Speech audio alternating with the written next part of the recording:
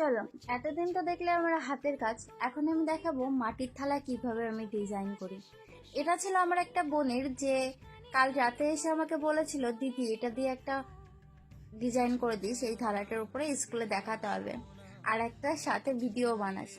তো বোনের আবদার মেটাতেই আমি শুরু করে দিলাম মাটির থালার উপরে ডিজাইন করা। প্রথমে এটাকে ভালো মতো পরিষ্কার করে নিয়েছিলাম এবং অনেকক্ষণ ধরে জলে ভিজিয়ে রেখেছিলাম। তারপরে এটাকে লাল রং দিয়ে কোটিং করে নিয়েছি। এর উপরেই করব সাদা দিয়ে কলকা। কলকা ডিজাইনটা তোমাদের কেমন লাগলো সবাই একটু জানিও। মাঝখানে একটু ডিফারেন্ট করতে চেয়েছিলাম, তার জন্য প্রথমে সাদা কালার দিয়ে দিলাম, তারপরে করলাম নীল কালার। না হলে নীলটা খুব ভালো ফুটতো না। তারপরে পাশটা দেখলাম বেশি ফাঁকা থেকে যাচ্ছে, তাই বর্ডার গুলো দিয়ে দিলাম হলুদ আর সাদার ডট ডট। এরপরেই ভিতরে কাচের মধ্যে চলে আসলাম, পাশে দিয়ে দিলাম একই সাদা কলকা। কেমন লাগলো তোমার?